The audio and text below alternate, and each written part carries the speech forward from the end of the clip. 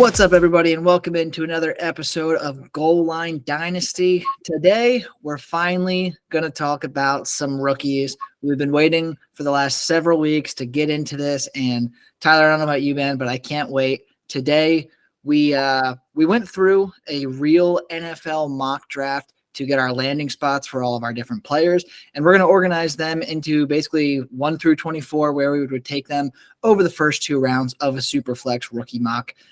But before we get started, Tyler, how we doing, buddy? I'm great, man. Hope everybody watching is having a great day, whatever day of the week it is, whatever day of the week this gets posted. I apologize for the dog kicking behind me, scratching. But yeah, it's gonna be good. I think a 2-round mock is like a perfect amount of time. Just when you're talking about those interesting guys, instead of those late round flyers, and a lot's changed with the combine. So yeah, excited to get into it. Yeah, and the cool thing is with the 2023 class is cool, but also not cool. I think the 2023 class got heavily overrated. I think that there are, there's a few really good quarterbacks. Obviously, we have Bijan Robinson, who I imagine is going to be our 101. And then we've got like 3 or 4 really solid receivers. But outside of that, it's a lot of guys that, yeah, you'd be pretty pumped to get it maybe 201, 202 in your rookie drafts. But it's just a lot of kind of those second-tier guys, in my opinion. But I guess we'll kind of get more into that as we get going. But for the sake of this draft, Tyler, I'm going to imagine we can go back and forth. I'll do the odd numbers. You can do the even numbers. The reason why I want to do the odd numbers is because I want the easy opportunity of talking about Bijan Robinson, mostly because you don't really need to talk about him, right? He is hands down the best fantasy player in this draft. He's going to be a first-round pick in real life. Obviously, if a team drafts a running back in the first round in real life, probably going to use him a lot. And going to Detroit, definitely not my most favorite spot because I'm a big DeAndre Swift fan. But with Jamal Williams not coming back as of this moment in free agency, and we know how the coaching staff feels about DeAndre Swift, I think this is finally when they kick Swift to the curb or push him in the backseat. Bijan Robinson's going to be their guy. He's going to go out there, bite those kneecaps like the coaches like, right? So, is what it is. And, yeah, this landing spot's not going to deter me away. I think it's a perfectly fine landing spot for Bijan, and I'm taking him 101. Yeah, there's no bad landing spot for Bijan because nobody who invests a first-round pick in a running back is not going to use them, especially when it's Bijan Robinson. So, yeah, no such thing as a bad running back here, or as a bad landing spot, rather. With the 102, I mean, this is tough. I think, you're looking at it. You have C.J. Stroud, who just got Kayshon Boutte, or do you want Bryce Young, who's getting JSN as his main weapon? Who's a better build team? It's tough, but give me Bryce Young at the 102. I think it's a lot closer than some people think. CJ Stroud, you could easily take CJ Stroud, Anthony Richardson. He's going he went 3rd overall. Wow, it's hard not to take Anthony Richardson here. Yeah, in this mock, Atlanta traded up from 8 to 3. Yeah, I'm gonna go CJ Stroud. That's crazy. Anthony Richardson. Wow, I don't know if I can be too reactionary to the landing spot. There's never been a time where I've taken Anthony Richardson over CJ Stroud or Bryce Young. This could be the time. Speaking as a Carolina Panthers fan, I would be tempted to take Anthony Richardson over CJ Stroud here because think about it. Anthony Richardson, everybody thinks that he's going to sit in year 1, but if he gets the top 5 draft capital that a lot of people are projecting, he's not going to sit the entire year. Do you think he's going to sit the entire year behind Desmond Ridder if he goes to Atlanta? No shot. He gets Kyle Pitts. He gets Drake London. That's all I really need to say, isn't it? Best landing spot, biggest upside. Yeah, give me Anthony Richardson, dude. Okay. Yeah, I can't believe I'm saying it. I never would have imagined this could have ever happened, but it's happening. I just took Anthony Richardson over both of those guys. Yeah, it's weird, but Anthony Richardson, I know most of our viewers know who Anthony Richardson is by now, but he is as close as we're going to get to seeing Cam Newton on the field again. He's not nearly as a refined passer as Cam Newton, in my opinion, and that seems to be the general consensus. I know there's some interviews out there where Anthony Richardson's like, yeah, I'm better than Cam Newton. No, he's not. But he is a hell of a runner. He's absolutely massive. He's got Cam Newton's size. He runs just like him, I can tell you that.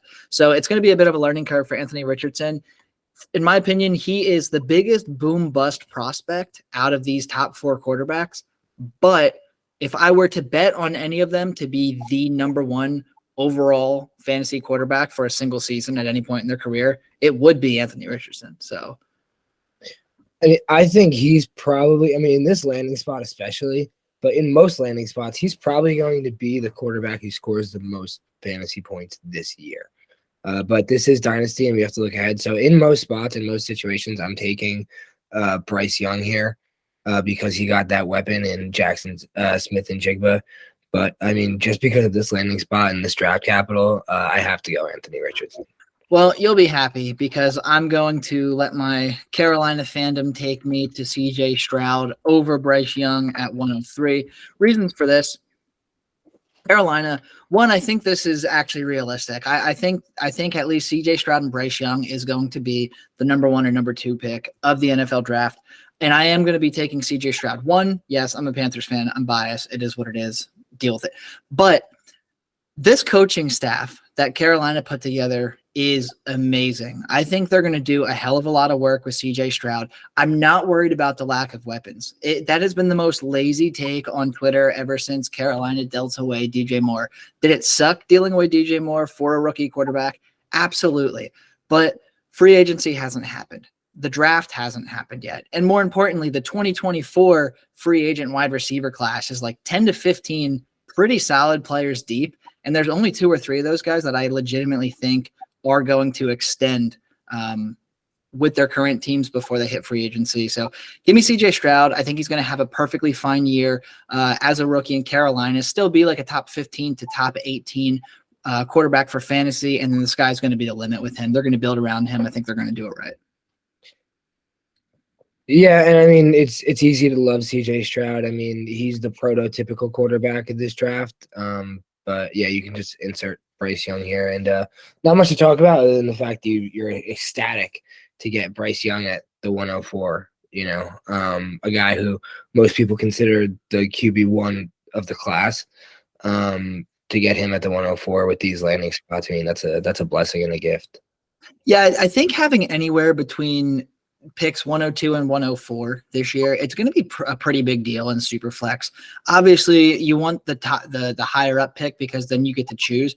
But also, if you really don't care, trade down from 102 to 104 because, in my opinion, all 3 of these guys, although they're all very different players, they all have similar fantasy. Well, Anthony Richardson has the highest ceiling, but he also has the most room to bust. Bryce Young and CJ Stroud, very similar prospects, right, in terms of their fantasy ceilings, fantasy floors, whatever.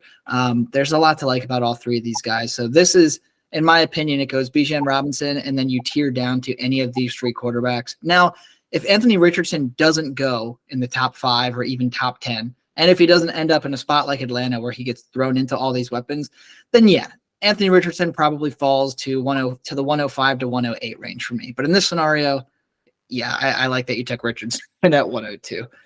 Yeah, it's something that could happen. It definitely could happen. There's a lot of people who will tell you that you're crazy not to think Anthony Richardson doesn't go top 5 this year. We haven't really seen 3 quarterbacks go top 5 in a long time, but I don't even know if that's ever happened. But yeah, we'll see. So before we move on from the quarterbacks, let me ask you this. Let's say Atlanta doesn't trade up, Arizona stays put at number 3. The consensus would then be Indianapolis likely takes Anthony Richardson at 104 in real life. If Anthony Richardson ends up in Indianapolis instead of Atlanta, are you still taking him at 102 in this scenario? Yes, that's still a great landing spot for Anthony Richardson with a great offensive line and a really good receiver in Michael Pittman and obviously a great running back and Jonathan Taylor. Yes, that's a great landing spot, especially for a running quarterback. That is a recipe for success for him. Yeah. For Anthony Richardson all day to throw the ball behind that Colts offensive line. Yeah, give me Anthony Richardson still at the 2. Yeah, I completely agree. And if he goes to the Colts, you know he's going to be used year one, right? Because who else? There's with all the talks of him going to sit in year one, going to a place that's desperate for a quarterback right now, like Indianapolis, like Atlanta. He's not going to sit very long if he does sit. Anyway, moving on to pick 105. I'm going to take your boy JSN here. I think it's kind of a no-brainer given everybody else that's on the board right now, right? With our running back slipping to the middle of the second round, I'm probably not going to take either one of them over the 12th overall drafted player in JSN. I don't love the landing spot of Houston, but I do love his prospects of being the number one targeted receiver there. He's going to get to grow with Bryce Young in this scenario. And that's going to be a match made in heaven for years and years to come. So yeah, give me JSN. He is just outside of Bijan Robinson. He's probably the top rated non-quarterback player in this draft. And I'm probably taking him at 105 despite any landing spot that he could possibly have, as long as he still goes in the first round. Yeah, and this is another case where I think it doesn't really matter where a guy gets drafted because we know JSN is going, top 20, top 25 in this draft. But yeah, totally on board with you. I thought you were going to take Gibbs and make it easy for me, but you didn't, and now you made it tough on me. Yeah, I mean, this is another tough one. Like, I don't want to be too landing spot dependent, but I don't think I'm being landing spot dependent as much as draft capital dependent. Jahmyr Gibbs going in the late second is a lot less intriguing than the late first that a lot of mocks have him going at. And it's kind of tough to ignore QJ and Jordan Addison at 14 and 15. I mean, this is a case where, I guess we're presuming, I don't know, are we presuming that Green Bay trades away Aaron Rodgers to the Jets? Yeah, we can assume that. Honestly, by the time this video is released on YouTube, which I'm going to do my very best to get it up as soon as possible so none of these takes fall by the wayside. But yeah, I think it's safe to say Aaron Rodgers is going to be a Jet. Then who do I – That's the thing, man. I'm with you right here wholeheartedly because I hate both of their landing spots, personally. I don't love – Jahmyr Gibbs is my RB2 of this class. But I prefer Charbonnet's landing spot, and running backs are, I don't care what people say, running backs, for the most part, are landing spot dependent, so that's not bad. You got Will Levis that's still there, who is a top 4 NFL draft pick and is a quarterback. You have a tough decision here. Yeah, Chicago is, even though they're going to be an explosive offense, that's really not a good landing spot to have a rushing quarterback and to be a specialist and a pass catching running back with Jahmyr Gibbs. That's not a good recipe, And like you said, Charbonnet, even though he doesn't have great draft capital, but he's in a good spot. I would never take him over one of these receivers. Give me. I was one who was firm saying Jordan Addison over Quentin Johnson pre-combine, but seeing how much later, Jordan Addison came in about 10 pounds lighter than I expected him to. So it's really tough to bet on him succeeding in the NFL versus the guy who's built like DK Metcalf. And even though I don't love Mac Jones as the guy to own my fantasy receiver, give me Quentin Johnson at the 6. Yeah, I'm not super surprised to hear you say that since you hate Jordan Addison so much. That's not true, and that.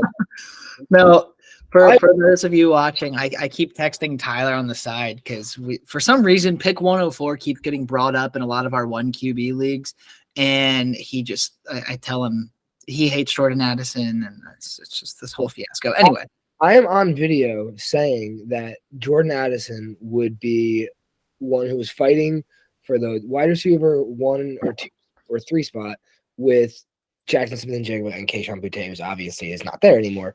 But I was one who was really high on Jordan Addison when nobody else was. So, forget off. Well, you made my pick easy. I'm going to take Jordan Addison here. I was strongly considering Charbonnet, Gibbs, and Levis. I imagine those are going to be kind of our popular guys over the next few picks. I'm going to take Addison for 2 reasons.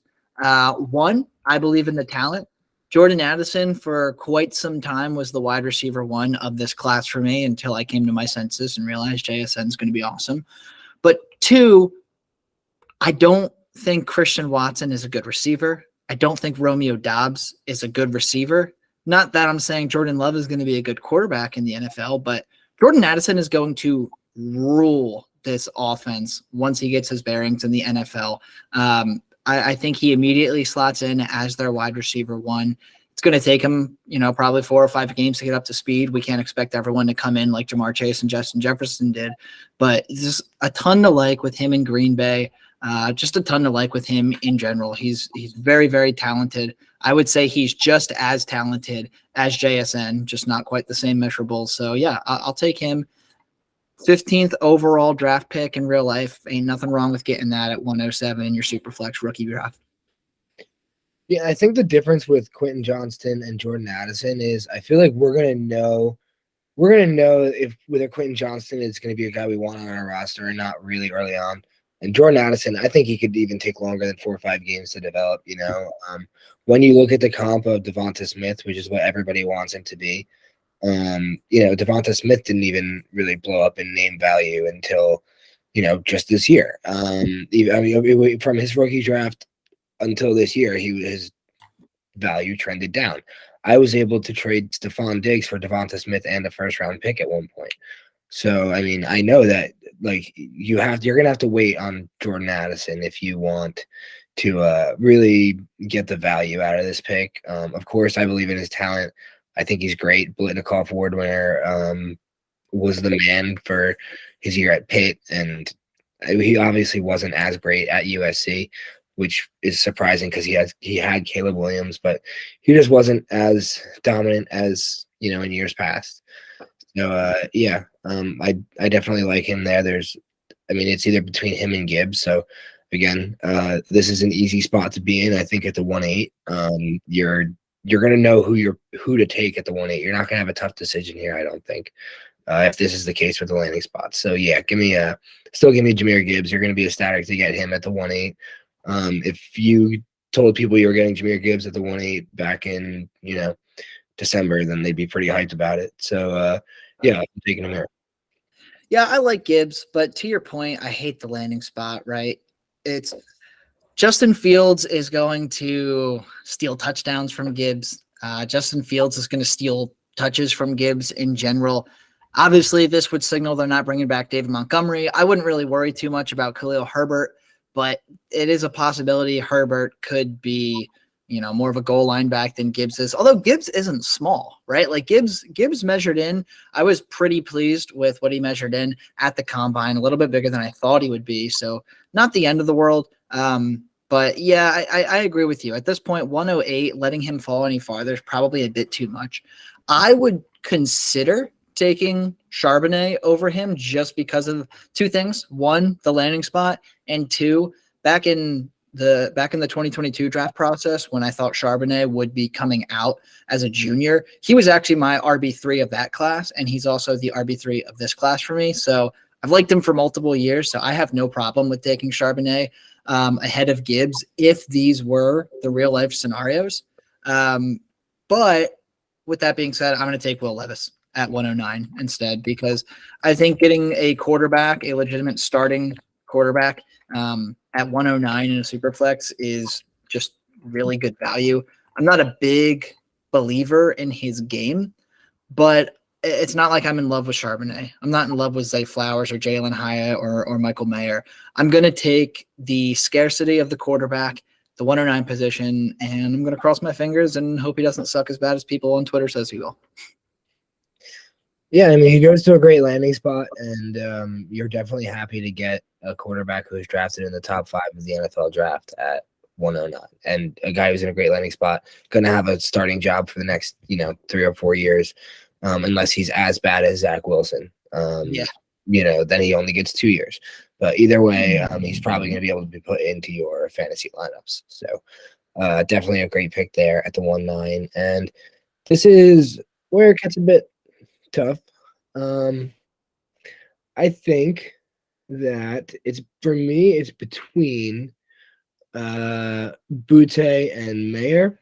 I mean, seeing another, I don't think Mayer quite has as much, boom upside as Kyle Pitts, but I think his floor is a lot higher. I think he's a more traditional tight end. I mean, seeing him get that 16th overall draft capital, that's kind of wild. But if I was on the board here, I think I would probably want CJ Stroud's number one wide receiver in Kayshon Boutte. Even though there's so many doubts, the upside is immense in what kind of value you could be getting here. Yeah, I really like that pick. I'm kind of surprised to hear you say that. Although I know you are one of the highest I know on Kayshon Boutte. So yeah, ending up in Carolina, he's a boomer bust receiver, right? He's either going to we're either going to be talking about him in a similar light as N'Keal Harry in a few years, right? Or he's going to be well within the top 15, top 18 dynasty receivers in the next 2 years. There's no other scenario for Kayshon Boutte. He's either going to translate to the NFL really well, or he's going to fall flat on his face. But going to an offense like Carolina, where there really is no legitimate competition, like I like Terrace Marshall a lot, but Terrace Marshall hasn't shown us anything in the last 2 years. There's no big names in free agency. So even if they go out and they get a guy like DJ Chark or Paris Campbell, are we really worried about that for Kayshon Boutte? Probably not, right? So yeah, CJ Stroud to the Kayshon Boutte connection, that sounds pretty damn good to me. Getting him at 110, I think that's perfectly fine. I'm going to take Zach Charbonnet because I was strongly considering taking him at 109 over Levis, and I just have to pull the trigger here. The reason why is, I mean, dude, Miami's offense is stupid good, like really, really good. I know Tua is not the greatest quarterback in the world, but Tyreek Hill just had 1,700 receiving yards. Jalen Waddle just had over 1,000 yards. What was it, like 1,200 or something like that? It's just a really good team. And the only players that Charbonnet is going to be doing battle for is potentially Jeff Wilson and Raheem Mostert. Neither one of those guys can stay on a field. Neither one of those guys are, in my opinion, even half the talent that Zach Charbonnet is. I think he can take on a very stereotypical role in this offense. I don't necessarily know how much third down upside he's going to have, but it's not like he's a bad pass catcher, right? I think maybe they'll bring in a specialist for third downs, but that's yet to be seen. The way I'm looking at this, Charbonnet is a borderline workhorse in this offense, and getting him with the last pick or the second to last pick in the first round, yeah, I'm cool with that. Yeah, Miami is a really, really great landing spot. Everybody knows. I mean, that offense is explosive as all hell with Tyreek, Waddle, and when Tua's healthy. So, yeah, love that. Little bonus tidbit. I think Tua is a huge buy low right now. But for me, yeah, there's probably, a lot of times I'm probably going to go with the safety of Zach Charbonnet over Kayshon Boutte. But, yeah, I don't know. The upside is just great there. Yeah, love Charbonnet still. I'm not down on Charbonnet by any means, and especially if he goes to Miami. It's going to be tough to make that decision on a real clock. But I'm going to go – I'm not going to ignore the draft capital. I'm going to go Zay Flowers here. I know I was talking about going Michael Mayer with that last pick, but I'm going to pray and hope that Zay Flowers might be the guy that actually turns into a receiver in Baltimore because, Rashad Bateman hasn't been healthy whatsoever. So, yeah, give me Zay Flowers. I'm going to trust the NFL draft capital and just leave it at that. Yeah, I mean, they like him, so I like him more than what I want to do for myself. Yeah, I like that pick a lot. I'm a little sad that you took it. I've the last few weeks, I've been becoming a very big Zay Flowers fan. Granted, don't love the landing spot at all. I think Baltimore will hold on to Lamar Jackson. I think he's going to be in Baltimore for a little while longer. And Zay Flowers could slot in as the wide receiver one in here, but does it really mean much? He's not going to beat out Mark Andrews for red zone targets. He might not even beat out Isaiah Likely for red zone targets. The thing with Zay Flowers is, and this is my Panthers bias talking, right? But Steve Smith has recently gone on record to say that ever since Steve Smith has left the league, there is no receiver that reminds him of him more than Zay Flowers. And I'm like, that's some pretty damn good, testimonials there. Steve Smith calling someone a younger version of him. So, I mean, that was enough for me to start doing more Zay Flowers research. And if he fell to me at 13 overall there, I was going to take him. So screw you for that. Thank you very much. It's not the worst board to have in the world. No, not at all. But I'm equally as happy with getting Jalen Hyatt here. Jalen Hyatt, I think, is pretty even in my book without knowing landing spots and where these guys are going to go on draft day. Jalen Hyatt is probably tied for my wide receiver 4 of this class. So getting him in the second round, I'm pretty pumped with that. Ran a 4.4 40. That's so much to say. But he did really well in the combine. He's a Biletnikoff winner, and he's really damn good. The biggest knock with Jalen Hyatt is a lot of people say, he's just your stereotypical college wide receiver. His game's not going to translate very well to the NFL. I get it. That is a very fair argument to bring up. We don't know how his game is going to translate to the NFL. But if it does, I mean, this guy could smash. Right. And I'm more than happy with taking that risk reward pick at the beginning of the second round, because in my opinion, Josh Downs probably safer than Jalen Hyatt, because Josh Downs is probably just going to be stuck in the slot somewhere. But Hyatt could be a legitimate fantasy football world breaker at some point in his career. So I'm going to take that. I don't love landing in Arizona. I don't love that at all. But that being said, Kyler Murray will be back midway through the year. DeAndre Hopkins is probably getting shipped out. And I think Hyatt and Marquise Brown could complement each other pretty well in this offense. So we'll take the gamble at 213 there. Yeah, I actually think I don't think Arizona is too bad of a landing spot at all, especially when he's going, the 3 picks into the second round. That's good draft capital. And, Kyler Murray is a good NFL quarterback. He still is a top 10 quarterback. I think that, Marquise Brown is good enough to take attention away, but not too dominant to the point where Jalen Hyatt has no chance to compete there for targets. So I think it is a good combination and a pretty good landing spot there. I don't mind Arizona as a landing spot for any of these wide receivers. So yeah, definitely like that there. And I do like Jalen Hyatt as the football player. We know what he is, the field stretcher, the speedy guy. But those guys definitely have their place in the NFL and definitely have their place on fantasy rosters, especially when you're getting them for the price of a 201. So now here I'm gonna roll with, again, trust the NFL draft capital. Give me Michael Mayer at the 16. I don't know who his quarterback's gonna be, but yeah, I mean, you're drafting a tight end that high in the NFL draft. You're planning on using the guy, and he's probably pretty darn good. And I've watched him, for his entire 3 years at Notre Dame, and loved every minute of it. And I don't think it's a homer pick. I think it's pretty decent value, actually, and not necessarily that I would take him over any of the guys that we already drafted, but just that, this class does have a lot of good names. Although you might not love it, I do think that getting a tight end that's drafted in the top 20 and having another one that's on the board that was drafted in the top, there's 3 first-round tight ends. So that's 3 first-round tight ends in this year. That's crazy. So this is it's I don't think it's as bad of a class as you're thinking right now. It's not. It's not. The more mocks that I do, the more I'm like, okay, maybe I'm just hating on the class, right? But almost every guy that we've picked, right? It's like, oh yeah, he could be really good, but he could bust. Like there's no when everyone was talking up the 2023 class, I'm picturing like I'm getting a safe, at least grade B+ prospect at the end of the first. And like we're getting B+ prospects at the end of the first. I wouldn't call any of them necessarily safe, right? I don't know. I pictured perfection, but 2023 is shaping up to kind of be, what was the draft class with JT and DeAndre Swift, J.K. Dobbins? Was that 2020 or 2019? One of those two. 2021, I think, maybe 2019. I don't remember. Well, either way, whichever class that was, this is that class. This is that class all over again, right? In terms of value, which I'm fine with, but I'm just saying we overrated this class. We shouldn't have been selling the farm to get our 2023 picks because there's just as much risk in this class as there has been with any other class. But I digress. Next up, my picks.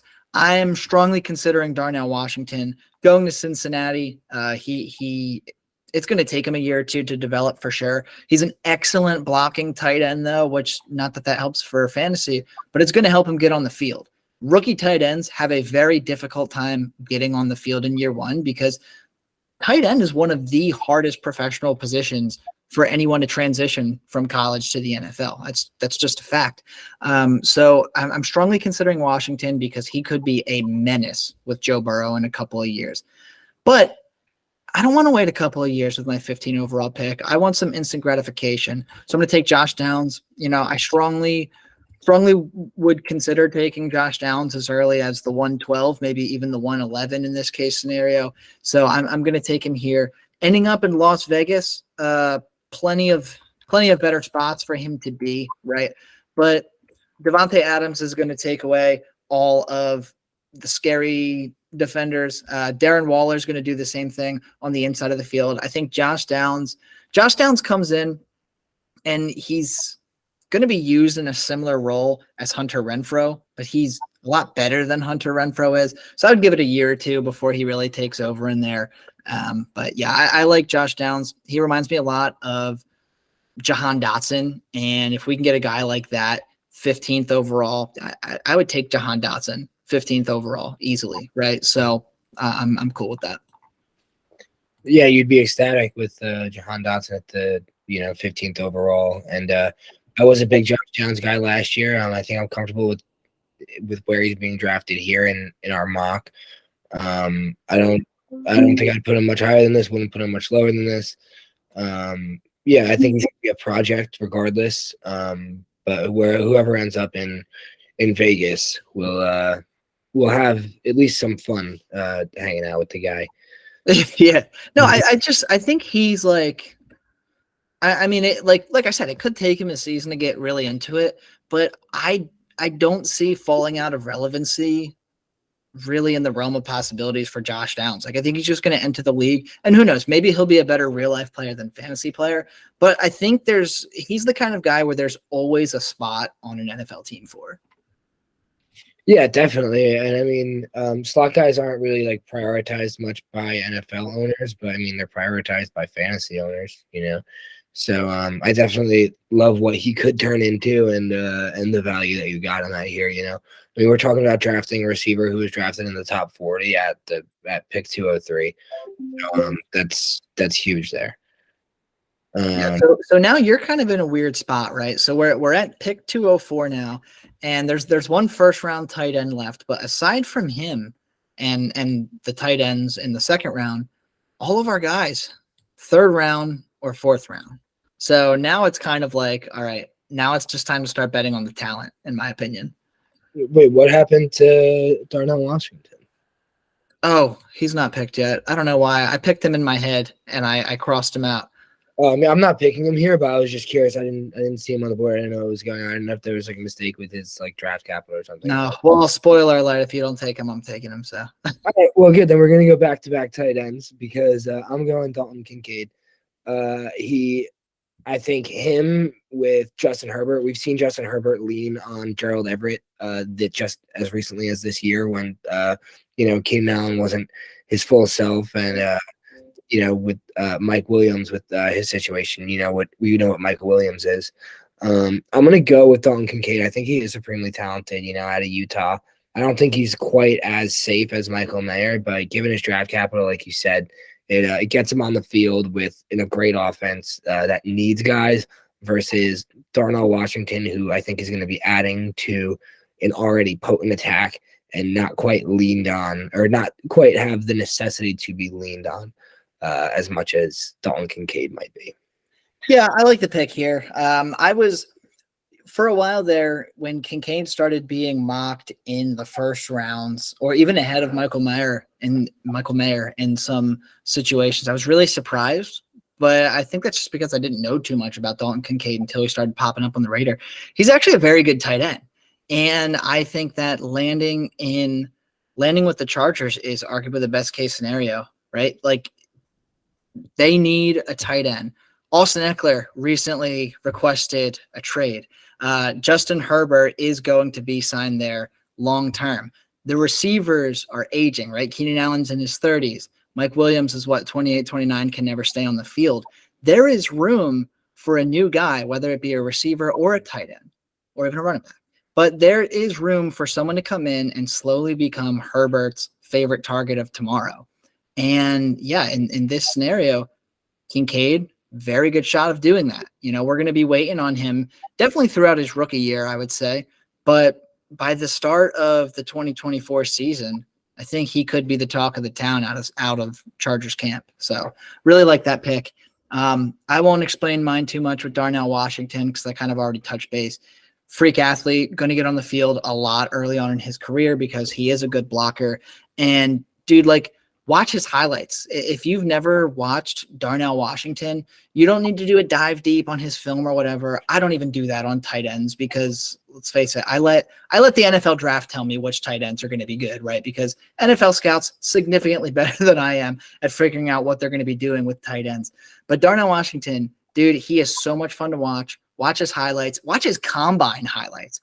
Freak athlete. Absolute freak athlete. He's like 6'7", 260, 270, something ridiculous like that. The other tight ends were like barely pushing the sled. This guy's throwing it across the field. He's making one-handed grabs. Like, he's awesome. Freak athlete. He is he's poor man's Kyle Pitts, honestly. Like, he's good. He's that good of an athlete. He has that in his realm of possibilities. I'll take that at pick 17. Yeah, definitely like that, and like the upside, and love that we're getting it, again, so deep. We're at the 205 here. We're talking about a tight end that's drafted in the first round. So definitely happy with what we're getting at these values, even in a one quarterback. Even if you take away the four quarterbacks that are off the board, this is more than a full first round full of guys that you're pretty happy to have on your roster. And now it gets well, tough. I'm thinking that I like Devin Achane out of in New Orleans. Not necessarily just because of his draft capital. Obviously, there's no difference really if a running back's drafted at the 72nd overall versus the 93rd overall. That wouldn't really sway me to make a decision. But I do like his profile with that landing spot. I think that until New Orleans gets a quarterback who's really going to be able to push the ball down the field, then guys like Chris Olave and like Devin Achane and guys like Jahmyr Gibbs, I think, are going to really have an opportunity to succeed. And it's not too late into the third round, so I guess you could call it a pretty significant, I wouldn't call it slightly significant investment in Devin Achane out of the Saints, and knowing that Alvin Kamara has a situation that he is likely dealing with coming up into this season, I'm okay taking a shot here. Big tier break, definitely huge tier break. So we can note that, but I'm taking Devin Achane. I agree on the tier break, and I agree on the pick. Achane landing in New Orleans is one of the best possible case scenarios, right? He's going to fit that offense really well. They'll know how to use him instantly, and he'll be, if Carr needs a check down option, he's always going to be there. I think it's a very good pick. I'm probably also leaning running back. Now, I do really like Cedric Tillman as a prospect. I am a really big fan of Cedric Tillman. But landing in Denver, crowded offense, third round draft capital, I got to stay away from him. At this point, I would rather take a flyer on my third round running backs than my third round receivers. And I think in this group, now I'm assuming if Minnesota takes Zach Evans, well, I was going to say I'm assuming this means they're going to trade away Dalvin Cook. I know there's rumors, but Alexander Mattison is not signed throughout this season. So maybe Evans is just backing up Dalvin Cook. I do like Zach Evans. I don't love Zach Evans, but I think he could be solid. Tank Bigsby, I'm not really a fan of his. I think he's just kind of a first and second down plotter, and I don't necessarily know how that's going to mix from a fantasy perspective, sharing the field with Josh Allen. Someone go Tajay Spears. I would be very pleasantly surprised to see him go in the third round. Granted, this is a mock draft, so maybe this isn't realistic, but if he can sneak into the third round, I'm going to be all in on him in the middle of the second round. He's kind of like a do-it-all running back. He absolutely pops in my rookie predictive model. If we do give him third round draft capital, which I don't think is going to happen, I think he'll be more of a fourth round guy, but he pops more in my model with third round draft capital than Jahmyr Gibbs does with second round draft capital. Maybe my model's broken. Maybe it's not. Hasn't failed me since 2018. It's like 82% accurate or whatever it is. I'll share that with you later, buddy. But yeah, I really like him. Jack of all trades.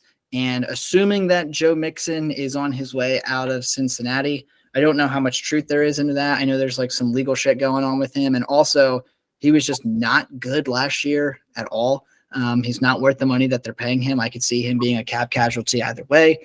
I'd be pretty pumped to get Cincinnati's hopeful starting running back that can catch the ball at pick 19 of my draft. All right, well, if you want to tear down from Jahmyr Gibbs to Tyjae Spears in any spots, then just give me a call, and we can figure out how to make that happen. I'll figure out how to make it happen. We'll work it out. But, yeah, I definitely again agree with you. Good landing spot, good draft capital, guy. So can't argue with the pick, and it's tough to argue with any pick in once you get to the second round. Other than the clear tier break, I think it's not difficult to see where anybody's thought process where they're going. But I'm gonna take my shot here at Zach Evans. He was Debbie Darling. He's a guy everybody loved coming out of high school.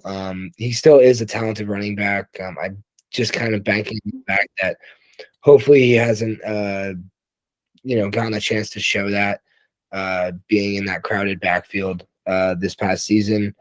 But I do like the talent, and he measured out as a decent running back, decent speed, decent size. So no real glaring red flags, but no real, nothing to be crazy excited about. But other than the fact that he's landing in a high-powered offense. So I'm going to go with Zach Evans here. Yeah, I like the pick. And even if Dalvin Cook sticks around for another year or two, there's still going to be upside with Zach Evans, right? Like at this point, even if he just turns into what we got out of Alexander Madison, where you can slot him in 2 to 4 times a year and he helps you win your week, like you're probably going to be pretty happy with that at pick 20 overall. So it is what it is. I think this is where I'm going to take Cedric Tillman. I would be very, very happy to see Cedric Tillman on my draft board at pick 21 overall.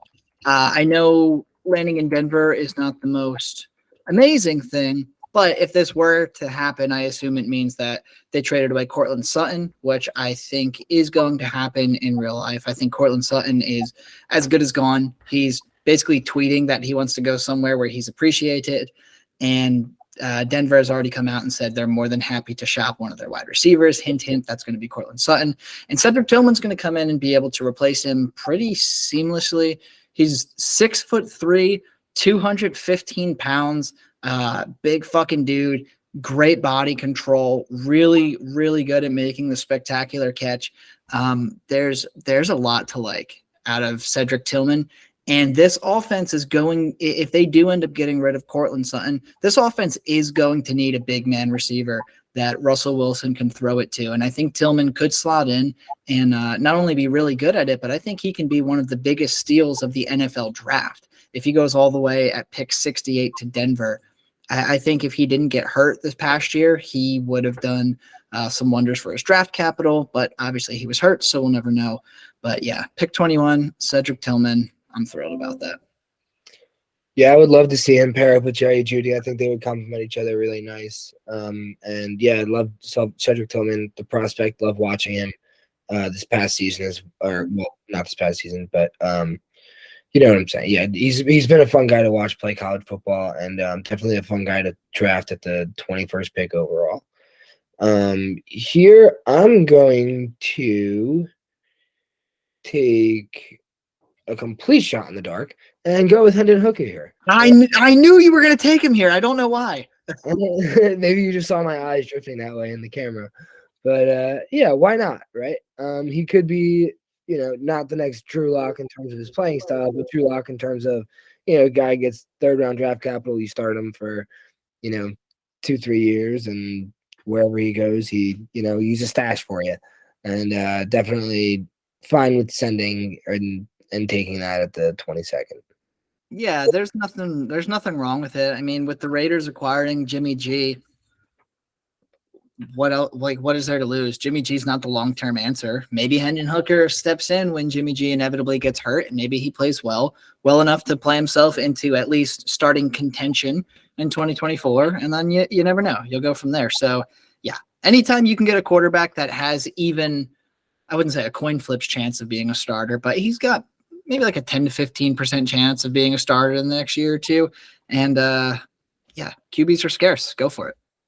I mean, listen, we only had one quarterback, I think, drafted inside the top 71 picks last year of the NFL draft. So Hendon Hooker here at the end of the second is pretty nice for this class. That's so true. This is basically where you should have been able to get Malik Willis last year, right? Based off of draft capital, but Malik Willis was still going like in the 10 to 14 range. So it's a good call. That's a good call. I'm pretty stuck on my last pick. I kind of really like Sam Laporta going to Detroit. There's room for a tight end to break out. And where'd Sam Laporta go? Was it Iowa? Am I thinking of that correctly? I need to see now. Sam Laporta. Yeah, Iowa. Iowa, they're really good at producing tight ends. So, like, I'm really tempted to go with him because I like the landing spot. I like the draft capital, right? 56 overall, pretty damn good. There is no tight end currently in Detroit. Part of me is tempted to go Kendre Miller just because there is a lot of instant opportunity in Carolina if they don't bring in Deontay Foreman. And I imagine this mock draft is predicting that they don't retain Deontay Foreman. And then Kendre Miller is only doing battle with Chuba Hubbard, like pretty good odds there, to be honest with you. Shit. You know what? We're going to go. It's the end of the second round. We're going boom or bust. We are going to take Kendre Miller. He is, in my opinion, not an amazing running back. There are a lot of people on social media that will say otherwise. I've seen people, this was before the NFL Combine. I haven't heard from them since, but I have seen people put Kendre Miller as their RB3 of the class ahead of Charbonnet. I've seen him ahead of Gibbs in certain people's rankings. Like, I don't know if they're just trying to be contrarian or if there's actually something there. I personally don't think he's anything more than like an average running back, but he could make it as an average running back in the NFL. Carolina definitely has room for an average running back if Deontay Foreman doesn't come back. So fuck it. Shot in the dark, get a guy on my favorite team, and call it a day at pick 23. So I have a question for you now. Is this mock suggesting that Sean Tucker wasn't drafted in the top 4 rounds? That is correct. That breaks my heart. Okay. I still have it up. I only did the first 5 rounds here, but no, it's all right. I won't even embarrass myself. Whatever. Sean Tucker was a good love of mine, but yeah, he's falling down boards. So I can understand. He's fallen pretty heavily. You want me to break your heart even more? Not even in the top 5 rounds. He was still on the board at like pick 170 or whatever it was. Well, life happens, I guess. Poor guy. He'll win a gold medal in Olympic track. Hopefully, he'll represent our country. So I'm gonna take a guy. I know he's a guy. There's only guys on this board. I'm not being sexist. Only guys. I mean, last year when a guy got drafted in the 3rd round and he went to a really high-powered offense in Buffalo, he was drafted at the tail end of the 1st round, early 2nd. In I think he was a 2nd round pick in real life. Was he late 2nd? Yeah. All right, so late 2nd versus pretty early. Well, no, it's not early 3rd, is it? No, it's not. Early. Update for you. I missed Sean Tucker. He went pick 105 to the Houston Texans. So he was a 4th round pick. I apologize. Okay. So that's still not enough to put him over, Tank Bigsby, who's in Buffalo with an established quarterback in that offense. Like you said, probably gonna be a first and second down guy. Hopefully, he's a goal line guy. Obviously, Josh Allen is going to take a lot of those goal line touches away. But if he can even have half of a season like Jamal Williams had, then you're happy with what you're getting there at the 24th pick, Mr. Irrelevant in this year's draft, who was a guy who we were mocking in the first round last year, by the way. I think or late first, early second, Tank Bigsby. Both him, Zach Evans, they were guys who were, in the conversation for first round picks last year. So deep class for sure. Guys have moved up. Yeah, how the mighty have fallen. Although I guess if you end up in Buffalo, you don't mind falling because you got a good chance of winning a championship, right? But yeah, I mean, definitely some interesting stuff going on here. Obviously, we could keep going into the third round, but I don't want to because this is the point in the draft where, like, in my opinion, no matter how deep or shallow a class is, by the time you're in the third round of your rookie mock draft, just draft guys that you liked before the draft process, right? Like if you like, for me, for example, right? If Cedric Tillman is a day 3 receiver, he's not going in the first 2 rounds. I'm looking to take him in the third round because I believe in the talent and I think there's something there. Third and fourth round rookie picks, they're just a lottery ticket. They're a scratch off. So do your research ahead of the draft. Get to know some of the guys that you like. If they don't do as well as you hope they would in real life draft capital, they'll be there for you in the third and fourth round. You'll have something to be happy about. You get those late round flyers that make you look like a genius every now and then. So where would you say the tier breaks are for you? Because for me, I'd say between, after Bijan's kind of in his own tier, then you got A-Rich to like JSN, I think. And then QJ down to Gibbs, then probably Levis down to, honestly, Darnell Washington at that point. See, I would say I was going to visualize it here, but that's just going to be way too many damn colors. I would say Bijan, his own tier. I would put all 3 of these quarterbacks in their own tier as tier 2. JSN, no competition. I think he is in a tier of his own after those guys. I think it's Robinson, then our 3 quarterbacks, and then it gets into JSN. Then I'm probably looking at QJ through Jahmyr Gibbs. And then honestly, Levis through Josh Downs, maybe. I would put, 9 through 15 kind of all in the same tier. And then I would do 16 through 20, maybe. I think. Oh, yeah. So we're really not far off. I think you got just a little bit more specific than I did. I think you had Dalton Kincaid and Darnell Washington a tier below, and then I grouped JSN with the quarterbacks. You put him in his own tier. Yeah, so we're pretty similar there. Yeah, this is the class. If I am not in one of the top tiers, I'm tearing down as much as possible. Like if I had pick 109 or pick 110, pick 109 or pick 110, and somebody offers me, I don't know, 2-1 and 205 or 2-1 and next year's second or something like that, just to trade back 3 or 4 spots, I'll do that. I'll probably do that without any sort of hesitation because all of these guys, I'll be pretty equally as happy to get there, right? But if I have 101, I'm charging you a king's ransom. If I have 102, farthest I'll go down is to 104. And even then, you're going to have to give me something decent because the pick to I don't know how to word this. Having the option to choose which of these 3 quarterbacks at 102 is definitely a luxury, right? Like I would, in this case scenario, obviously Anthony Richardson is the big ticket item here. But if Anthony Richardson falls out of the top 15 in real life and goes to a less than ideal landing spot, then you'd be really sad about trading 102 for 104, right? So kind of on the eye of the beholder here, I'd say. Yeah, I think for me, like in that case scenario where you're looking at 3 quarterbacks in that tier, and if you're going to give up the option to choose the first one, you're trading back to take the third, then I'm gonna want at least that 108. I'm gonna want to know that I'm at least getting first round, or not for a high end second round running back and one of those wide receivers. I'm going to want at least RB2, wide receiver 3 of the class if I'm going to move back those 2 spots. If you ask me what's it cost to get the 102, I'm going to tell you the 104 and the 108 is my selling point. So I have a related but unrelated question for you. Let's assume this board is the exact same, all these landing spots, all these draft picks, whatever. If we're looking at a 1 quarterback league, assuming Anthony Richardson's still going to be the top quarterback off the board, where are you comfortable with finally taking Anthony Richardson if it's QB1?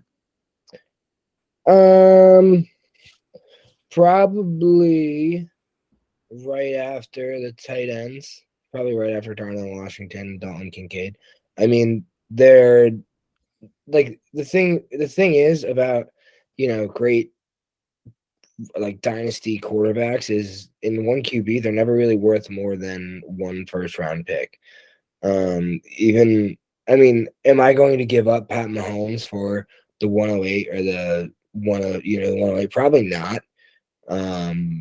Although, am I going to give him up for the 104, 103? Then yeah, probably. Especially if I can get a quarterback back in that deal. So just because of the fact that they're not all that desired in 1 QB leagues, I'm probably going to take them right after those tight ends. And plus because there is a chance that he completely busts and is out of the league in 2-3 years. Not out of the league, but out of a starting job in 2 to 3 years. Yeah. So yeah, probably right after those tight ends. I guess that would make it about the 201, 202. Yeah, I would say so, because we'd bump everyone up 4 spots. So yeah, you're looking at pick 13 or so for Anthony Richardson, which I don't think I disagree with. I would take obviously Robinson, JSN, QJ, Addison, Gibbs, Butte, Charbonnet, Flowers, Hyatt, Michael Mayer. I could be convinced, if Anthony Richardson actually does end up in Atlanta, I could be convinced to take him over Josh Downs, especially if I don't love the landing spot there. Same thing with the tight ends. I could be convinced to take Richardson or even CJ Stroud over any of these guys. But I would be pretty damn similar with you. I would say maybe 110 at the absolute earliest in a 1 QB, and then probably 202 or 203 at the latest. Yeah, and I mean, like, elite quarterbacks have their place in 1 QB. If you can get them, like, and you have in excess of picks, like, it's worth it to go get one. I mean, I just bought Joe Burrow in a 1 quarterback league for what I'm projecting to be a late 24 pick, or late 24 first rather. Granted, that's projection and it could totally bite me, but the guy lost 1 game this year, and I'm thinking that he's going to hold he hasn't made any moves to blow up the roster yet, so I'm thinking that's what he's riding in with going next year. So locking down that positional advantage to get a 3 or 4 point advantage for the next 4 or 5 years is definitely worth an early second, late first to go pay in a 1 QB. Yeah. No, I like the calls there. But cool, man. Well, I'm really glad that we finally got to talk some rookies. Obviously we'll have a hell of a lot more to talk about after the real NFL draft happens, but we'll definitely be doing at least a few of these rookie mocks between now and then.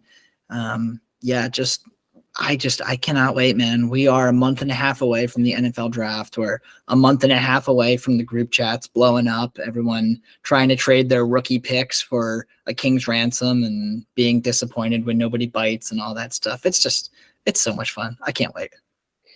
It's a good time of year for Dynasty fans. We're a lot of people have been waiting on this 23 class for a long time. And, every time we mock it, when we see different landing spots, it gets just tougher and tougher to draft. This time last year, we thought it was going to be pretty clear cut, who we were taking. And, things have gotten a little bit shaken up. The top 5 is still pretty relatively similar. Obviously Anthony Richardson stuck in there, and, the Butte and Addison, Jahmyr Gibbs, fell back for us. But, life happens, and that's not actually even really too much change when you really think about things. So, Yeah, really excited to see what this class turns into and to get to find out real life landing spots instead of pretending based off these, algorithms. Yeah, man. I say it every year. NFL draft weekend is one of my favorite weekends of the year. It's the perfect excuse to start drinking on Thursday and not stop until Sunday. And I look forward to it every year. I feel like a kid on Christmas morning when I wake up and it's Thursday. I just watched like draft day or something the night before. Have you ever watched draft day? If you haven't, you really have to. Of course, the guy, yeah, he shocks the world, and with the $100 bill in the back of the playbook or whatever it was, and yeah, Yeah. Vontae Mack, no matter what, man. But yeah, no, great movie. Can't wait to watch that. Definitely going to be watching it a couple times between now and then. And great mock draft tonight, buddy. So I'm going to go ahead and sign us off here. Thanks for tuning in to Goal Line Dynasty. We will see you next time.